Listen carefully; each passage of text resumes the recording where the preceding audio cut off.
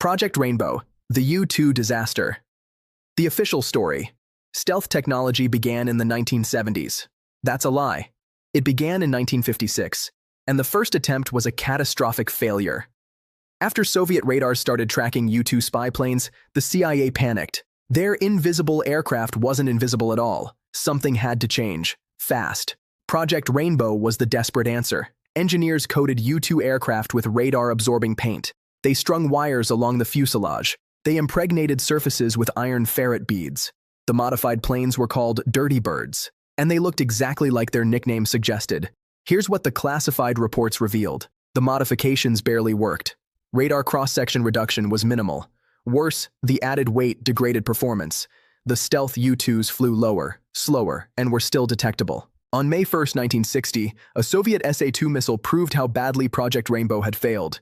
Gary Powers was shot down over the USSR. The wreckage was paraded on Soviet television. The diplomatic fallout nearly started World War III. Project Rainbow was quietly terminated. But someone at Lockheed was already working on something else, something that would take a different approach entirely. A-12 Oxcart, the Match 3 graveyard. Speed was supposed to be the answer. If you can't hide from radar, outrun the missiles. The A-12 Oxcart was the CIA's solution, a titanium arrow that flew at Mach 3.2 and 90,000 feet, faster than any Soviet interceptor, higher than any missile could reach, and it incorporated early stealth technology, radar-absorbing paint, carefully shaped surfaces, the first serious attempt to combine speed with low observability. Here's what nobody talks about. 6 A-12s crashed during the program. May 24, 1963, an A-12 stalled over Utah and spun into the ground. Pilot Kenneth Collins ejected, barely. The cover-up was immediate. CIA agents arrived within hours. They told local law enforcement it was an F-105. They fabricated debris. They threatened witnesses with national security charges, but crashes kept happening. January 5, 1967, another A-12 disappeared over the Pacific. No wreckage ever found. Pilot Walter Ray, gone. June 5, 1968, the final A-12 loss. Jack Weeks vanished somewhere near the Philippines during a routine check flight. Body never recovered. The A-12 proved that speed alone wasn't enough. Stealth technology needed to evolve. Something more radical was required. Lockheed was already working on it, and it would kill another pilot before they got it right. M21, D21. The drone disaster. Here's a program so classified, it didn't exist until 1993. The M21 was a modified A-12 designed to carry a drone called the D21 on its back. The concept was revolutionary. Launch an unmanned reconnaissance vehicle at Mach 3, let it photograph enemy territory, then recover it mid-air. No pilot risk, no diplomatic incidents if captured, perfect deniability. The engineering was borderline insane. A ramjet-powered drone, carried piggyback on a Mach 3 mothership, launched at 80,000 feet while both aircraft were traveling faster than a rifle bullet. The margins for error were essentially zero. 4 test launches worked, the 5th didn't. July 30, 1966. M21 pilot Bill Park and launch control officer Ray Torek were conducting what should have been routine. The D-21 separated cleanly, then immediately pitched down and struck the M21's tail. Both aircraft disintegrated at Mach 3. Park and Torek ejected into the Pacific Ocean. Park survived. Torek's flight suit filled with water before rescue helicopters arrived. He drowned. Kelly Johnson, Lockheed's legendary designer, was devastated. He personally canceled the M21 program that same day. "I will not risk any more lives," he wrote. The D-21 continued, launched from B-52s instead. 4 operational missions over China. All 4 drones were lost. The program was terminated in 1971. Total failure, millions spent. 4 drones lost over hostile territory, 1 pilot dead. But someone had learned something from all these crashes. Somewhere at Lockheed's Skunk Works, engineers were drawing shapes that looked like nothing ever built before. Have Blue HB-1001, the hopeless diamond. Here's the classified truth about stealth. The first true stealth aircraft looked so ugly. Engineers called it the hopeless diamond. They didn't think it could fly. In 1975, Lockheed mathematician Bill Schroeder sketched something revolutionary. An aircraft with no curved surfaces, only flat, angled panels designed to scatter radar in every direction except back to the transmitter. The problem? Aerodynamically, it was a disaster. Kelly Johnson, the same legend who designed the U-2, A-12, and SR-71, looked at the blueprints and declared it would never fly. The shape violated every principle of aircraft design, but computers said it would work. Barely. DARPA funded 2 prototypes under the codename Have Blue. The first, HB-1001, was finished in November 1977 and shipped to Area 51 under complete secrecy. Workers transported it at night. The route was cleared by security teams. Anyone who saw the transport was told it was experimental equipment. The first flight came in December 1977. Test pilot Bill Park wrestled the unstable aircraft into the air. The fly-by-wire system fought constantly to keep it pointed forward. It worked, barely. For 4 months, HB-1001 proved that radar invisibility was possible. Then, on May 4, 1978, disaster struck. During landing, HB-1001 hit the ground hard. The right landing gear jammed in a semi-retracted position. Park tried 3 times to shake it loose. Failed. He was ordered to climb to 10,000 feet and eject. Park ejected successfully, but hit his head during the sequence and was knocked unconscious. He couldn't control his parachute, couldn't prepare for landing. His back was shattered on impact. He survived, but he never flew again. HB-1001 was destroyed. The wreckage was secretly buried somewhere on the Nellis test range. The first stealth aircraft ever built lasted 4 months, but there was a second prototype. Have Blue HB-1002, the fire that changed everything.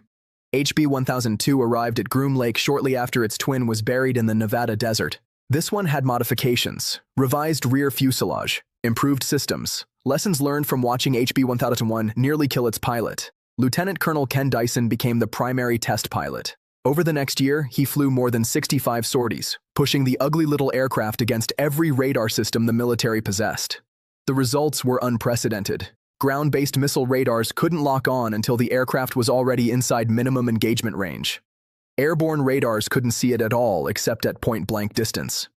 The only system that could reliably track Have Blue was the massive E-3 AWACS, and even that required close range.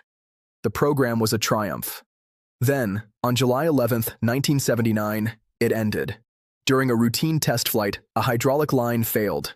Hot fluid sprayed across the engine compartment. Fire erupted. Dyson lost hydraulic pressure. Without hydraulics, the fly-by-wire system couldn't function. Without fly-by-wire, Have Blue couldn't fly. It was too unstable to control manually. Dyson ejected. He survived. HB-1002 crashed into the Nevada desert and burned. Both Have Blue prototypes were now gone. Total flight time, less than 2 years. Both destroyed in accidents. But the data they gathered was priceless.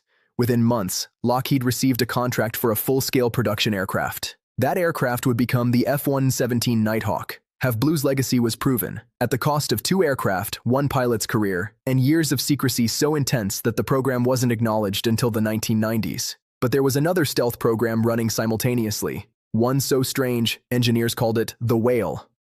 Tacit Blue, the alien school bus. Northrop's stealth approach was completely different from Lockheed's. Where Have Blue used sharp angles and flat panels, Tacit Blue used curves, smooth, flowing surfaces that were supposed to redirect radar energy more efficiently than facets ever could. The result looked like nothing else in aviation history. Engineers called it the Whale. Shamu, the alien school bus. One vice president simply said, "This is not the prettiest machine I've ever seen." The official designation was Tacit Blue. The mission proved that a stealth aircraft could loiter near enemy lines for hours, gathering intelligence with an onboard radar while remaining invisible. Here's what the classified testing revealed. Tacit Blue was the most unstable aircraft ever flown. In wind tunnel tests, it would literally turn around and point backwards. The only thing keeping it airborne was a quadruple redundant fly-by-wire system borrowed from the FA-18 Hornet. Test pilot Ken Dyson, the same man who flew Have Blue, described it bluntly. "I can't believe how many times I crashed it in the simulator." With all 4 flight computers working, pilots reported acceptable handling. With 3 computers, handling degraded noticeably. With 2 computers, the aircraft became dangerously unstable. With 1 computer, unflyable. With 0 computers, instant crash. Tacit Blue first flew on February 5, 1982. Over 3 years, it completed 135 test flights, a remarkable record given its inherent instability, but it was never produced. The program cost $165 million, 1 aircraft built, 0 operational deployments, retired in 1985 and hidden in a classified facility for 11 years before the public ever knew it existed. Here's the disturbing pattern nobody mentions. Tacit Blue's curved stealth technology was more advanced than Have Blue's faceted approach. Northrop proved that smooth surfaces could achieve radar invisibility while providing better aerodynamics. But Lockheed won the F-117 contract anyway. Why? That question has never been fully answered. Northrop's technology wasn't wasted. It went into the B-2 Spirit bomber instead, curved, smooth, and far more refined than Tacit Blue's ugly prototype ever was. But the whale itself? Mothballed, hidden, stored in a classified facility for over a decade. A technological dead end that proved everything and produced nothing. When the Air Force finally revealed Tacit Blue in 1996, aviation enthusiasts were stunned, not just by its appearance, but by how much it had contributed to modern stealth design without ever entering production. The F-117 Nighthawk flew its first combat mission in 1989. By then, it had been operational for 6 years, flying only at night, hidden from the public. Pilots couldn't even tell their families what they flew. The aircraft that changed warfare was built on a foundation of crashes, deaths, and buried wreckage. Project Rainbow's failure proved that coatings alone weren't enough. The A-12 crashes proved that speed couldn't replace stealth. The M21 disaster proved that some ideas were too dangerous to pursue. Have Blue's destruction proved that true stealth was possible, at terrible cost. And Tacit Blue proved that there was more than one path to invisibility. Every program failed in some way. Every failure taught something essential. And when the F-117 finally emerged from the shadows, it carried the ghosts of every classified program that came before it. The official history calls the F-117 a triumph of American engineering. The classified history tells a different story. One written in crashes, in cover-ups, in pilots who never flew again. Some secrets stay buried forever. Others just take longer to surface. The wreckage is still out there, somewhere in the Nevada desert, waiting.